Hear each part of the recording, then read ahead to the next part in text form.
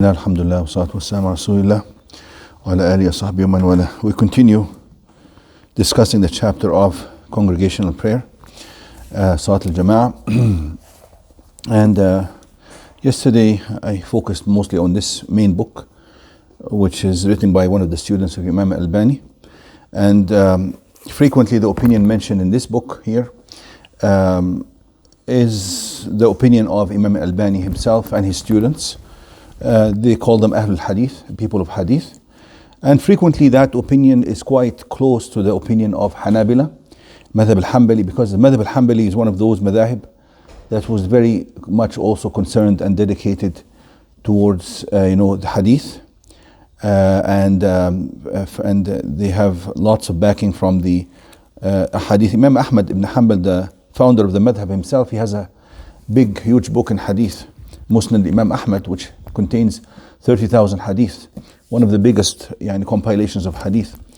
So, but just to get a balanced view, I use this other book as well, because this other book mentions all the other madhahib. And sometimes the other madhahib, frequently sometimes the other madhahib would have the more preponderant opinion. Such as we saw this when we talked about Salat al-Jama'ah, the ruling for Salat al-Jama'ah.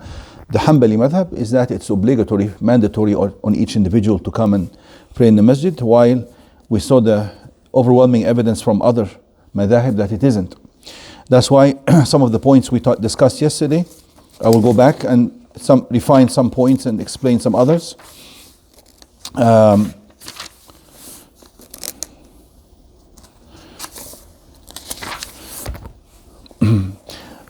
Going back to the point of not making a movement in the salah or transition in the salah ahead of the imam. We all agree on this. This is a consensus that nobody should supersede the imam or go ahead of him in transition to ruku' or to sujood or to qiyam. There's no difference in opinion on this matter. But the difference in opinion is, what if he does that? So I mentioned yesterday that some scholars said that his salah becomes invalid. His actual salah becomes invalid and he has to repeat it. I just wanted to clarify that this is also the opinion of Shaykh al-Uthaymeen. So this is a strong opinion, although there's a difference in opinion on this matter. So I just want to let you know that point.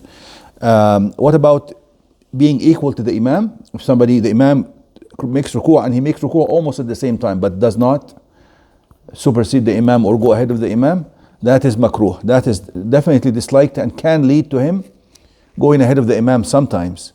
If that happens, then he's risking his own salah, right? He's risking his salah. And it is actually haram, because the hadith warned people who raise their head before the imam, aren't they worried that Allah may change their figure or features to the features of a donkey, right? Yeah. And of course that's a threat. And a strong threat like this would indicate that this is actually a strongly prohibited matter, okay? Also, we mentioned yesterday that Jama'ah can be established with one person, the Imam, and someone else behind him. That could be your wife, that you and your wife could be a Jama'ah as well. You are another man, you are another Sabi Mumayyaz, a boy who is old enough.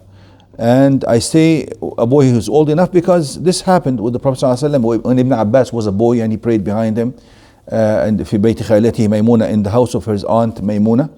Also, if a boy can lead the salah who's 6 or 7, then for him to complement the imam would go without saying, yani, if he can lead the salah. Actually, even then, leading the boy a salah, the madhahib have differed.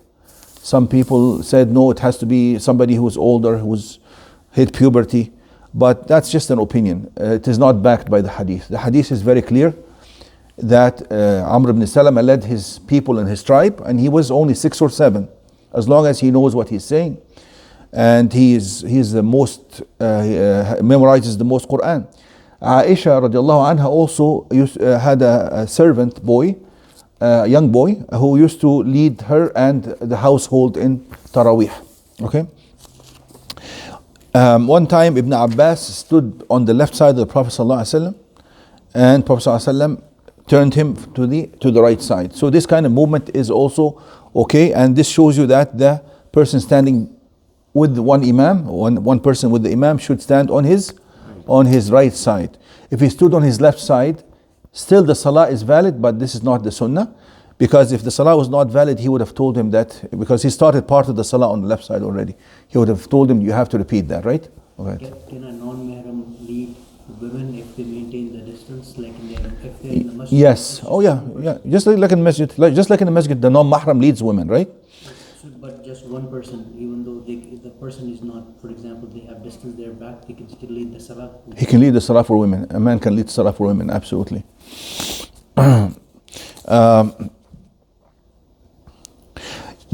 Okay, catching the jama'ah, we said you have to catch a rak'ah. The hadith are very clear. For sure, who caught the rak'ah with the imam has caught the fadl of jama'ah. He has caught the reward and virtue of the jama'ah.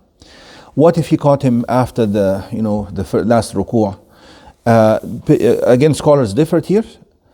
Probably he gets virtue of jama'ah, but to a lesser degree than the one who caught the rak'ah. Okay, because there are some hadith that may indicate that.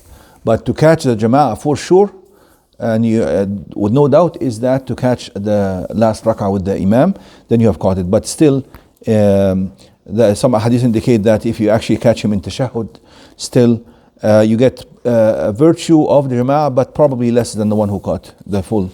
And of course, who comes after, he gets the reward that his niyyah as well for the jama'ah as well. But of course, would be even lesser than the person who caught the imam in the tashahhud, for instance. Yes, to catch the imam in the ruku'.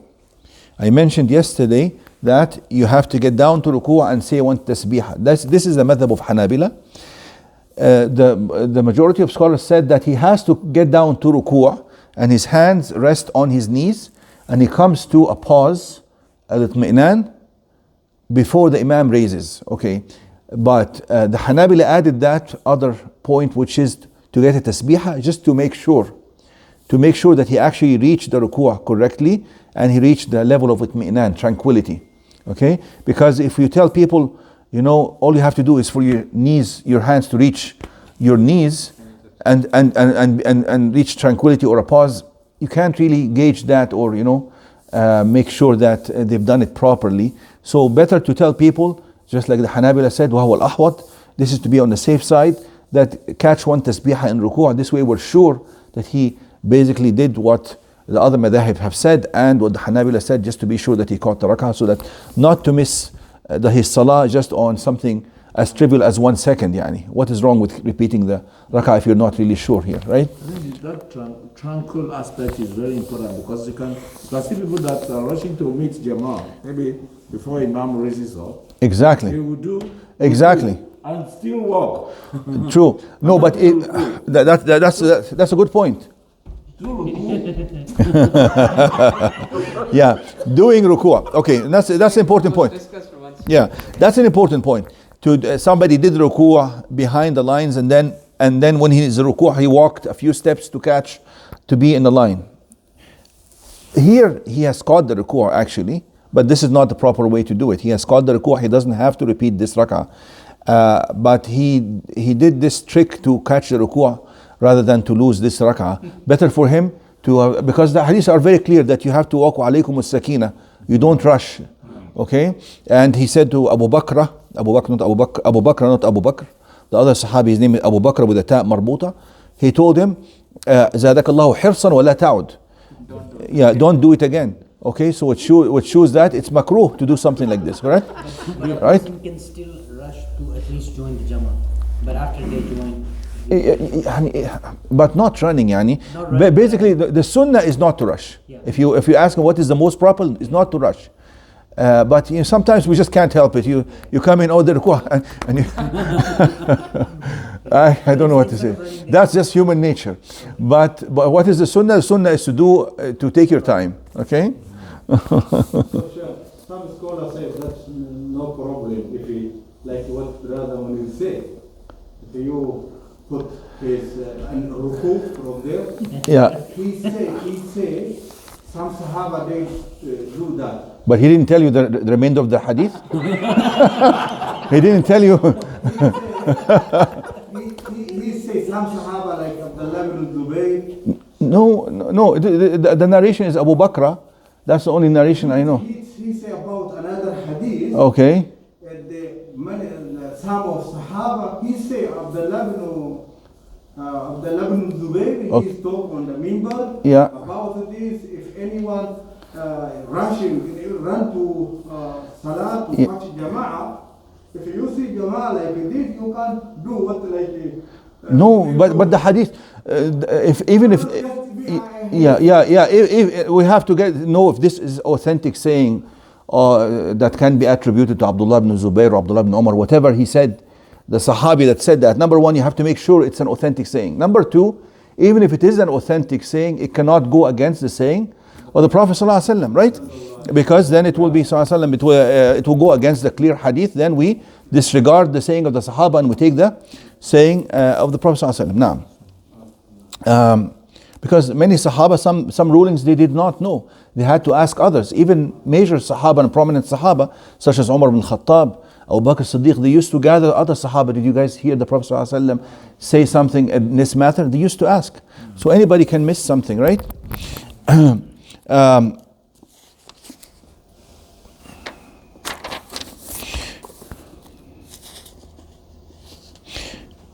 Okay, who is more entitled to be the Imam? We mentioned yesterday, أقرأهم, the one who memorizes the most Quran. Correct? Some scholars said, said it's أفقههم, but the more strong opinion is what we said yesterday, is that the one who أفقههم means the most knowledgeable. But obviously the hadith is very clear in making the order of qira'ah first, then knowledge second. أعلمهم بالسنة. أقرأهم, أقرأ means he masters the recitation. أعلمهم comes from ilm, which is understanding and knowledge. That comes next. But with you have to put a condition here that أقرأهم has to know at least the minimum that would allow him to pray a correct salah and know what to do in case something happens in the salah. You know when to do sujood al-sahw. If he makes a mistake in salah, what to do. If he loses his wudu, what to do. All these things he has to know. So he can't be أقرأهم and be totally ignorant. That's just something I wanted to mention here. And then also, if everything is equal, then we look at the other things as well. أقدمهم إسلاما, also more righteous would go into that.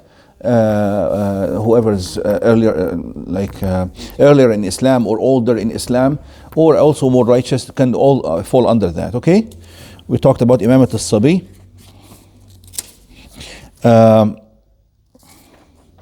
Actually, the opinion that أقرأهم, the one who recites more of the Quran, knows the Quran more, is the opinion of Imam Ahmad and Abu Hanifa.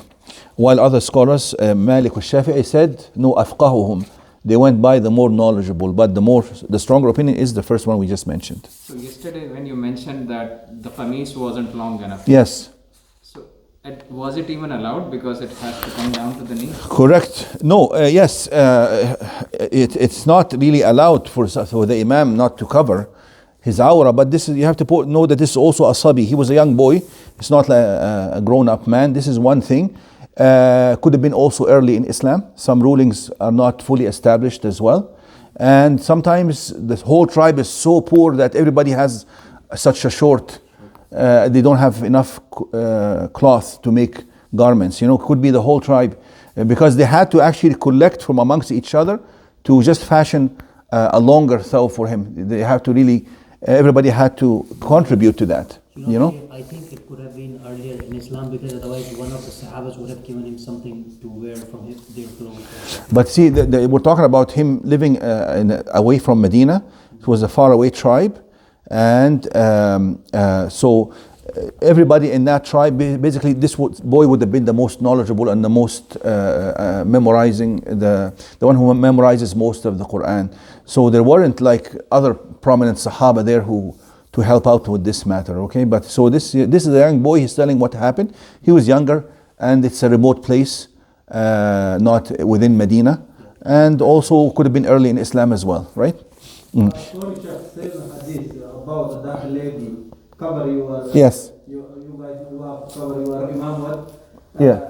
Then it is no hijab, no such, it's very low. Yeah, no, in the past they did not have any kind of barrier between the men and women.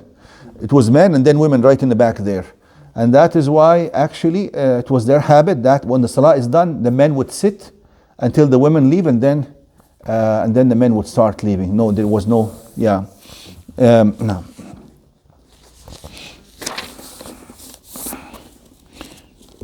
Yes, well, the point we mentioned yesterday, I just mentioned it to you real quick here. If the imam had to pray sitting, again, two opinions. Hanabila again say that they pray sitting behind him, but it seems that the majority of scholars are against that. They say no, whoever is able to stand, he should pray standing behind the imam, because of this last scenario that happened, the last incident when the Prophet ﷺ before his death prayed sitting, and the Sahaba prayed behind him standing, and he didn't tell them otherwise, although he had joined the salah after it had started. But they concluded that this hadith abrogated the previous hadith, because he could have pointed to them to sit down and he did not. That seems to be the stronger opinion. This is Jumhur Alim, this is the majority. So here we would say that because those people who said they should stand, they said if they actually sit, their salah is not valid. Because if somebody can stand and sits down, his salah is not valid. But two opinions, but still this seems to be the more stronger opinion. The stronger opinion. Can clap if the imam comes, like just Oh yes, and that's that's what happened with the Prophet ﷺ, because he's the Prophet ﷺ. I don't think it should happen with anybody else. If the regular imam comes, I really don't think that because Prophet ﷺ had missed multiple days with them, he couldn't come out, and they were so happy to see that he came out, and that's why they did that. But any other imam is just a regular man, yani. Anybody else will fill his place with no problem. And the opinion of Malik wa Shafi Abu Hanifa is the opinion that they have to stand if they're able to stand. Praying behind somebody praying an optional salah, we said that's allowed. The hadith of Mu'adh ibn Jabal. Somebody who's praying sunnah can pray behind somebody who's praying fard, and the evidence is the hadith of the two men who came late and found the Prophet ﷺ. When he saw them after the salah, told them, why didn't you pray with us? They said, we had already prayed in our tent or wherever they're staying. He says, if you come to the masjid, you find them praying, you pray with them, it is your nafila.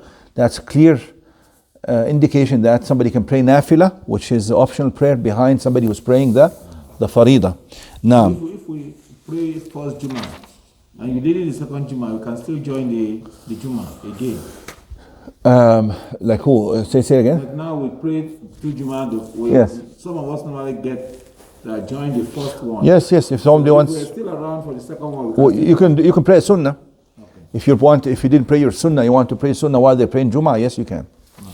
And imamat al-mutawaddi lil-mutayammim, and the opposite, somebody who's done tayammum. We'll talk about hadith Amr ibn al-As, right?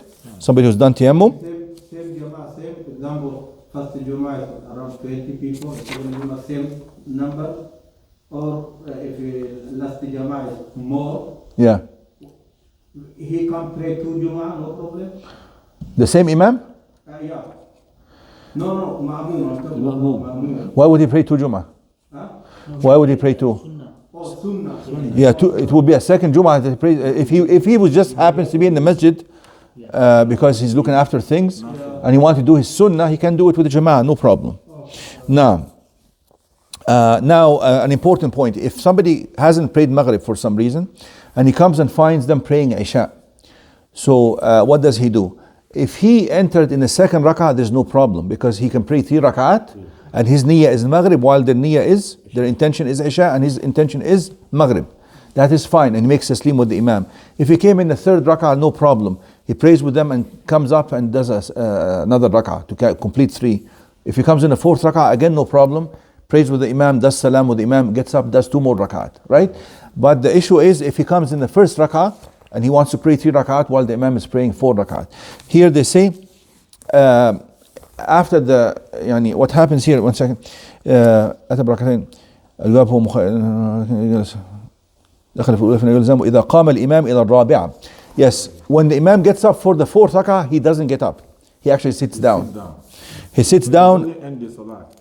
two opinions here. He sits down. Some scholars said that he, and they actually, the author of this book, actually the author of this book is a lady. Her name is Tamim. She's from Egypt. She's a scholar of fiqh.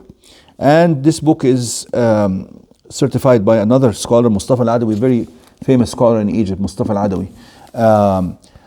So yes, she says here that better that he does his own tashahhud, completes his salah, and maybe he can catch Isha as well. Okay. Although some scholars said no, he sits down. It's an opinion. Here it's a matter of opinion and judgment. I think her opinion here is better. Why is that? Because to leave the imam in the middle of the salah, we know from other hadith it's allowed for if there's a reason. And the example of this, who can tell me an example of that? This, the salah during the war. Exactly. Salah during the war, because there's a need for that. The first jama'ah leaves the imam, they separate from the imam with the niyyah, they complete their own second rak'ah while the imam is still standing, and the second jama'ah comes and prays one rak'ah with the imam, and the imam then sits and waits for them to do the second rak'ah, and he just does salam with them. You follow?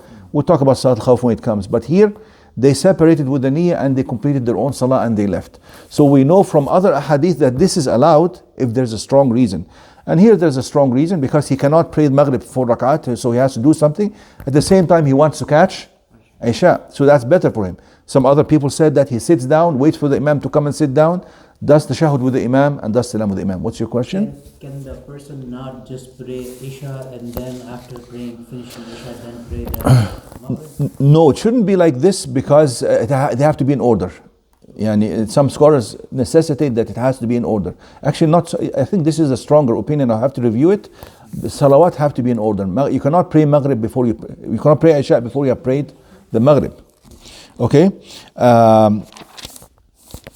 We mentioned that Musafir bil Muqim. This is the last point. Or someone missed their Dhuhr and they come to pray Asr, they would finish the Dhuhr first.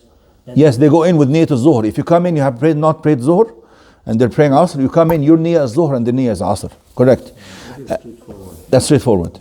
Also, if somebody is traveling, if he's traveling, he's going to pray alone, and the 4 rakat is doing 2 rakat, that's fine. If he prays behind somebody, if he prays jama'ah behind somebody who's doing the full salah, he does the full salah. If he is the one to lead the salah, he doesn't have to complete the salah 4 rakat. He can do his musafir, the traveler salah of 2 rakat, and then tell the people when he makes salam, أتموا صلاتكم فإن قوم سفر. This is how Prophet ﷺ did it. He says, complete your salah, we are travelers. Now, let me mention this final point here. A woman can lead women in salah. She stands between them, not ahead of them like in men. So it's like one line and the woman is in the middle. That's okay. And that's how Salama led the other Sahabiyat. Also Aisha did the same.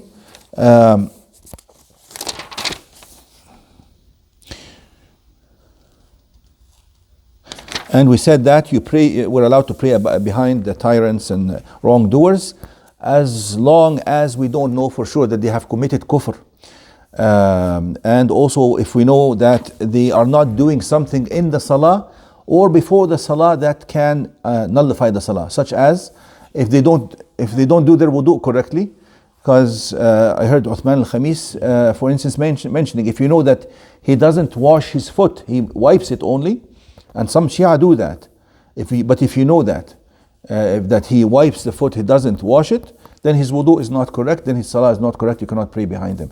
If he distorts the whole salah in such a way that it's no longer following the regular arkan, at least arkan and wajibat like they should, then you really cannot pray behind somebody who's going to mess up the salah itself. Or if he has committed kufr that you know of, and he believes in things like kufr, such as to believe that the imams have divine powers or divine properties or divine knowledge, or they can control some things from a distance or control the world. If somebody believes, but you have to know that this is his belief. You cannot assume that this is his belief. If he expresses it, also if he believes that the Quran has been changed, if he believes that Jibreel has betrayed the trust and given the message to the wrong person, where was Allah then? If Jibreel can, لا يعصون الله ما أمرهم ويفعلون ما يؤمرون, right? they never disobey Allah, the malaika. That's takdeeb bil-Quran. Then basically he has disbelieved in the Quran.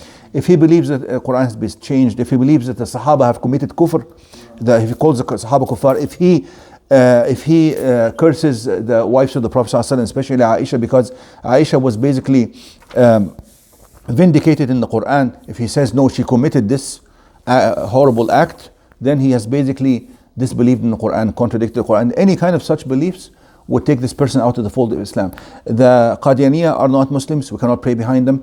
I was just talking about the Shia right now. But the Shia are different kinds. The what do you call it? The Ismailiyah, they are Batiniyah. They are probably not Muslims as well. We should not pray behind the Ismailiyah, because they have a totally distorted understanding of everything about Islam. Even the salawat, they have different interpretation. What is siyam, they have different interpretation. They don't follow Islam. And they also have other false beliefs in their imams and so on. What is your question? We'll end at this one. So if somebody is a traveler and his Maghrib time is almost about to end, and it's Isha time, Yes. is it allowed for him to combine both of them, or has he missed Maghrib as a traveler? As a traveler? Yeah, if he couldn't offer Maghrib in the Maghrib time, and Yes, he makes a niyyah that he combine them. If he makes the niyyah that he will combine them, then the two times join and merge together, become one time. Okay. So then he can pray at the end of the Maghrib time, at the beginning of the Isha time, or he can bring the Isha time to the Maghrib time. He can do anything. When you make the niyyah that you're going to, so better to make the niyyah from the beginning. Dhuhr has come, okay, and I'm traveling, I don't know when I'm going to reach.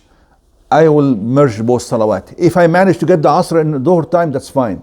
If I manage to do them both at Asr time, that's fine. If I manage to do them separate, do the Dhuhr and then Asr Adhan comes in and say, pray them separate, that's even better. Yeah, if one Salah time is over, you can still join it with the other one. Like Maghrib is over, but you can still offer Maghrib. Oh, absolutely. Isha time. Absolutely. That's the meaning of Jama. Jama taqdeem and Jama ta'khir. So there is a sect called Barelvi in India and Pakistan. Yes. What about those people? Can a person pray behind them? Or See, the Braillewi, I don't have enough knowledge. I started just reading about them recently, but I don't have enough knowledge about what their beliefs are. They do that to a point where it's very close to shirk, but it's not shirk yet. But they say that these people, they're very close to Allah subhanahu wa ta'ala. They're like friends of Allah subhanahu wa ta'ala. Yes, You awliya. can request for things to them, and then it'll make it easier for you for your Yeah, request to get accepted. yeah, shafa'a, yani, they're making intercession. And then they send salam after finishing the prayer, not in the prayer, they still pray the same prayer, but after the prayer they send salam to the Prophet Muhammad sallallahu alaihi wasallam. Yeah, that would not be a big problem, sending salam to Prophet ﷺ after the salah. But their belief, if they exalt the righteous people to a higher level than they should, and they call on them, I just have to read about them a little bit.